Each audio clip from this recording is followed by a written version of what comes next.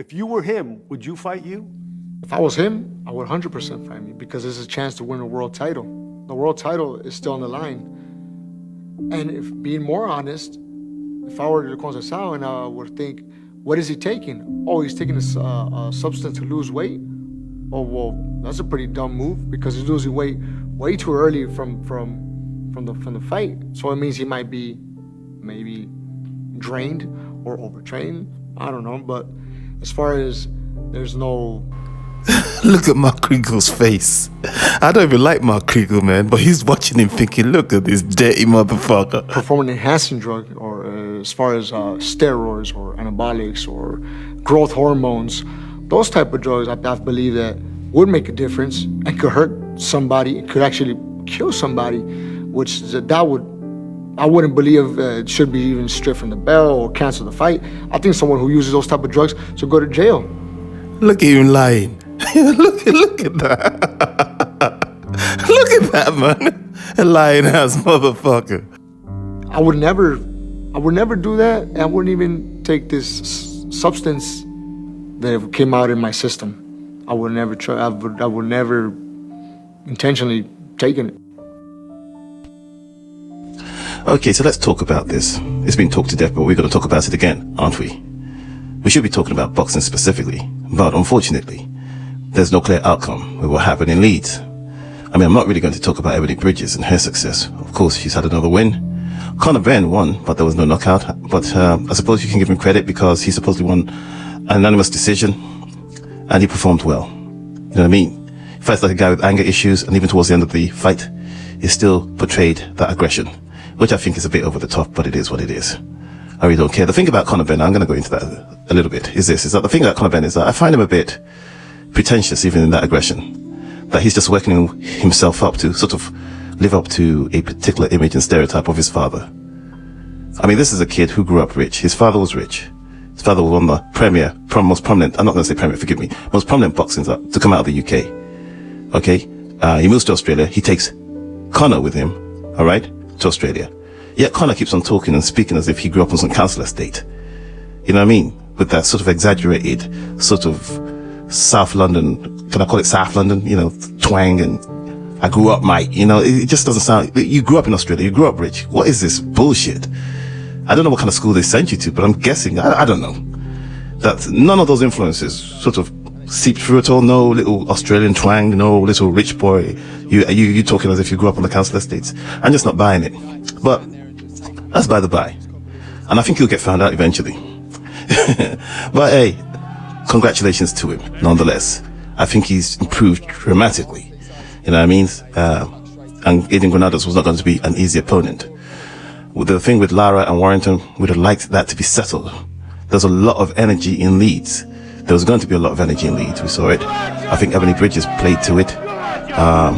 Yeah, people were excited. I think whoever comes from abroad and goes to a city like that in Yorkshire, you know what I mean, was bound to be impressed. I used to hear them talk about the University of Leeds back then. A lot of people used to go to the University in Leeds. You know what I'm saying? A lot of people that I was aware of. I wasn't going to go over there. Fuck that. Even going to where I did go was a little bit out of town, but most of my friends stayed in the inner city, man. South London, North London University, you know, that type of stuff. You know what I'm saying? You know what I mean? Anyway, that's by the by. So, now that we got that out of the way, let's talk about this thing. Yeah, you know, there's always this type of individual, and I guess they do it because it gives them some sort of moral superiority that falls into another category. What do I mean by that? I mean, you got the person who will assume this sort of moral superiority by saying that, oh, people who use drugs should be banned and kicked out of the sport forever, blah, blah, blah, blah. I don't maintain that point of view. And I'll explain where I'm coming from in a minute. All right? And then you've got the others who say like, oh, well, you know what?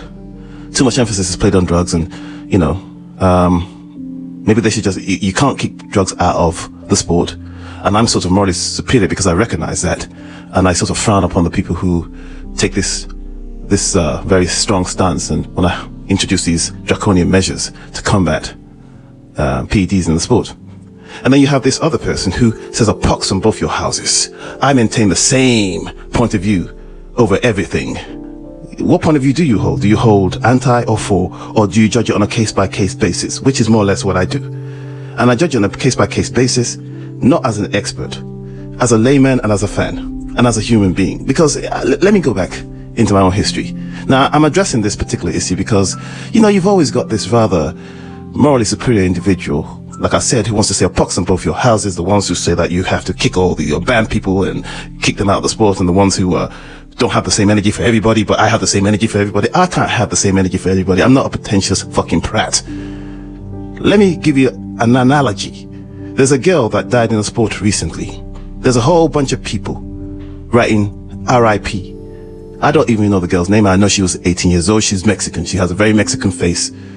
She boxed and she went to hospital, and then supposedly she died. A whole bunch of people writing RIP.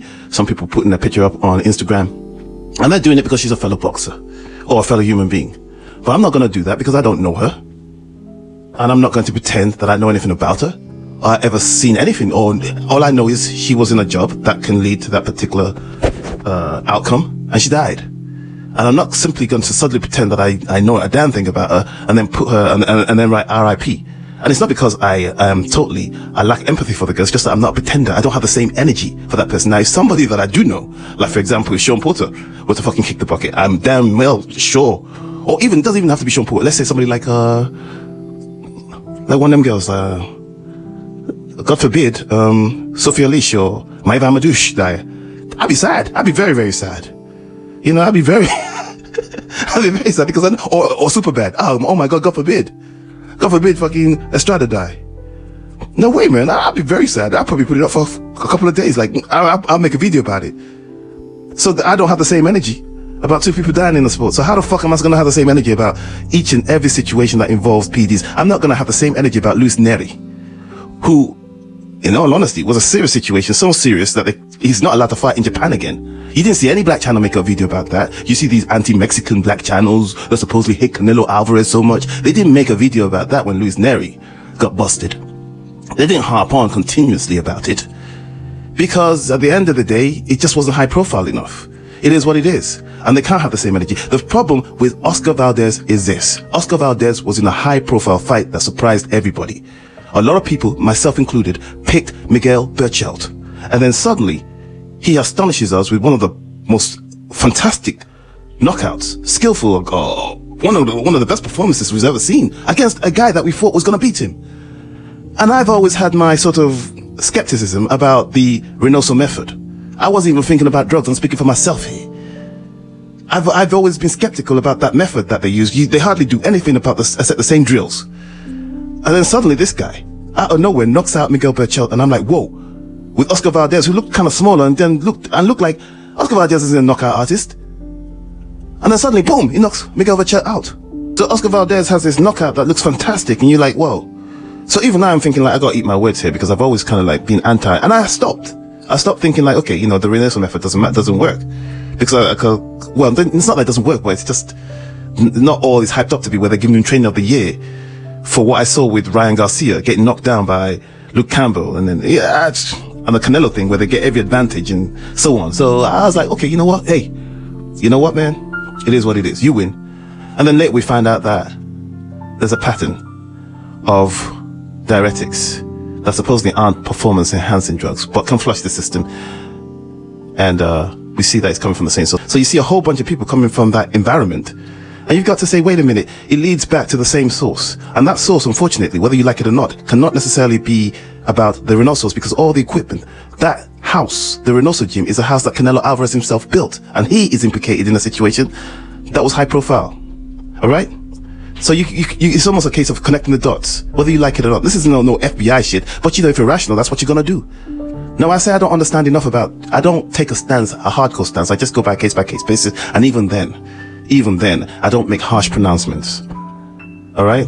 I don't like Canelo Alvarez, not simply because he's a drug bust. It's the fact that he's a drug bust, but people keep on raising him up to be number one pound for pound. I think if you have that sort of asterisk against you, it's a very strong asterisk, and I just don't think that you should be allowed to get away with it. Okay? You look at that, plus the gifts. You combine it with the fact that he gets gifts. There's a whole bunch of things that look corrupt around him. And to give him number one pound for pound and try to erase it and sort of whitewash it, so to speak, it just seems a bit fucking disgusting to me. So that's about it. I'm not just saying he's a drug cheat. And even if I did, and if I didn't have the same energy for each and every one of them, so fucking what? I can't. I'm not a superhero fighting crime at night. You know what I'm saying? What I see is what I see. Or whether it's black or white, you know what? And most of the time I laugh. I think I didn't make the video, but I made the video, I didn't put it up, rather, about John Pascal pissing hot because John Pascal accused one of the things that Bernard Hopkins has never forgiven John Pascal for is the fact that John Pascal kept on accusing him of being a drug cheat. You know what I'm saying? But nobody was going to be interested in that, and nobody had the same energy. Whether you were Mexican, black, God knows what, nobody really had the same energy for John Pascal. You might have even just mentioned it, but you didn't have the same energy and cover it to the extent you're covering Oscar Valdez. Because we know that Oscar Valdez is the eye of the storm, and the person supposedly the face of boxing. If you're the face of boxing, with great power comes great responsibility, and anybody attached to you is going to get it too. It is what it is. You know what I mean? I'm not saying it's right. It's just human nature. But the whole thing with this is whether somebody preaching like, you don't have the same energy. I'm not supposed to have the same energy. I'm only human, for fuck's sake. You know what I'm saying? But I do know that some people have the same energy when it comes to a black person. They do. They have the same energy more than they ever have for Hispanics. And when those black people respond by saying, okay, you know what? Here's a separate situation here. We're gonna have the same energy. Then you said like, well, you don't have the same energy for the black people. Yeah, so he goes around in a circle. And I'm not saying that whoever's making an assertion, an observation, isn't correct to a certain degree, but to be honest, a person can moralize about that too much and the stance they take, you know what I mean, as being pure, a wee bit too much to the irritation of everybody as well. The whole thing is a mess. And I gotta be honest with you, I'll take it back, yeah? I'll take it back to my youth. I actually saw live what Ben Johnson did. And this, as God is my witness. I'm not sure, did I see it live or did I see a repeat of it? I'm not sure, because, as God is my witness. I saw it. I think I saw it live. And I saw Ben Johnson run like a rocket. I'd never seen anything like that in my life. And I was ignorant of PEDs or anything. And we're talking about way back here. Could you imagine how much the science has developed since then? I saw dude run, boom, like that. And I thought, Jesus Christ, as human beings, have we evolved to that level? This is a great day. And then they found out that the guy used PEDs. And then what struck me about that particular scenario is that Carl Lewis was going around mocking Ben Johnson, and everybody and their mama suspected that Carl Lewis himself was using. In fact, it just never got busted, but it's almost like it was an open secret that Carl Lewis himself was using. Even I suspected after that Carl Lewis was using, because Carl Lewis was doing superhuman things in the Olympics too, with the long jump and the this jump and the running, and I thought like, so that was the first one. Then there was a guy called something Chamberlain, black guy of Jamaican origin. I saw a big poster of this guy in Greenwich, okay? Every muscle, every fiber. He was advertising tires. So what they did was like, I think he just won a race and he was on the up and up. Okay, so what they did was you could see every muscle, every fiber, everything was just like, you know how athletes look. And it was a big poster too, I'll never forget, right? Okay? And on his feet, they made it look like he had tires. He had, on the soles of his feet, like he had a particular tire that they were advertising. But I cannot forget how fucking perfect this guy looked. And then later, he was busted for PEDs as well. And then there was, another guy, Linford Christie. He got accused by some Marxist newspaper who observed him saying that if you look at his development, that it seems that he's on PEDs. He took the people to court. And I think they had to apologize. There was a backlash against that newspaper. He was a small Marxist. They call themselves something Marxist. And I remember the guy explaining like, listen, he wasn't even aggressive. He just said that if you look at the way the guy's been developing and you have to say that there's something going on here. I remember I was watching it on the news, right? And then years later, I think about a year or two later, they found out that Linford Christie himself was using. And I just thought, you can't trust anything. Not to talk of Lance.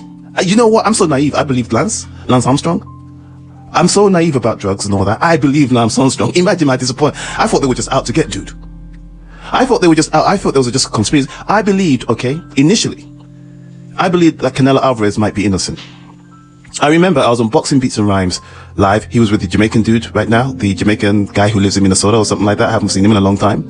You know what I mean? The real Jamaican dude. I can't remember his name. Okay? When I call him the real Jamaican dude, I'm not suggesting that anybody else isn't. I'm just saying that, he wore that Jamaican thing, by right.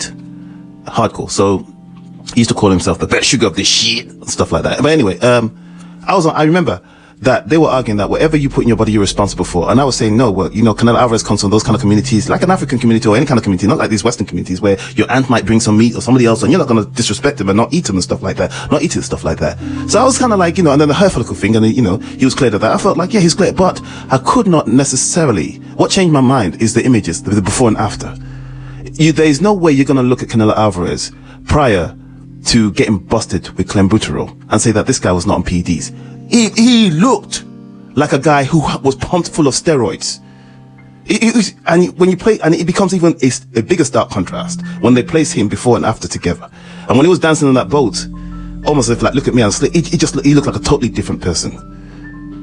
And it's almost like he didn't care, like, so what? Yeah, here I am. There was a guy who believed that it was all a conspiracy, that they knew that he was juicing. They gave him a little band so he could go fix his knee. If you can recall, right? I don't even mess with that dude because, you know, we had some issues before, but he made a case saying that the reason why they even gave Canelo that little band was because he had a problem with his knee that he had to go fix. And of course, you know, he was going to need, therapy, what they call it, you know, anyway, that kind of therapy to get his knee back in shape again. You know, when he was walking around with that big knee support because he had an operation on it and he needed that operation. So they got together. And, we're going to give you a ban. Well, you need to get this shit done anyway, so you might as well just take the ban. We call it a ban. You're not going to lose any time. And that was it. So that's it. I don't have any big, and I'm not trying to explain myself. It might even seem like I'm being a bit too calm here, or I'm trying to like explain myself. I could give a flying fuck. I just find it a bit irritating when people say, hey, you don't have the same energy for dick. I can't have the same fucking energy for this one. If you believe that it's based around ways, have at it, man. But I do know that because of the amount of black American fighters involved, that there is a culture of trying to pick fights with black Americans, and there are certain black Americans who, for some reason, join in with these forces. But it's what we used to, it's what we see, it's what we know. I suppose if it doesn't affect you, you're just going to go with it, but you know it's there, so let's not pretend that it's not there. We all see there's a double standard, and that double standard, whether we like it or not, it's not that it doesn't occur on both sides, but it occurs most prominently and proficiently on one side against black Americans more than any else, because everybody knows.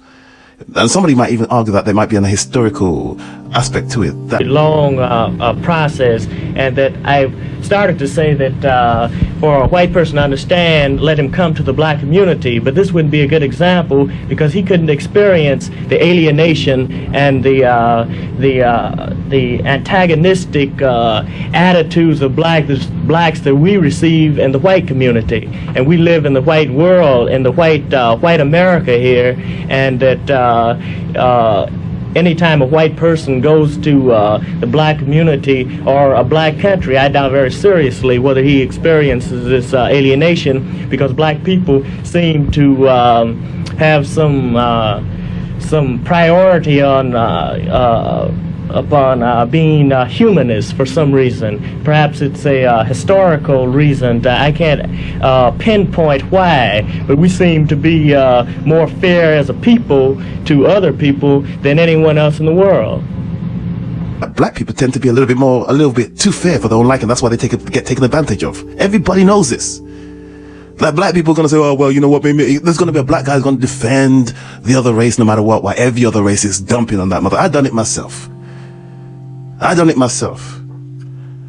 To my absolute and instant regret, with a guy on here. You know what I mean? So, it is what it is. You can't have the same energy. And if anybody's got a problem with that, if everybody's got the same energy because they're so, hey, you might be a better man than everybody else, I suppose. You might be run for president.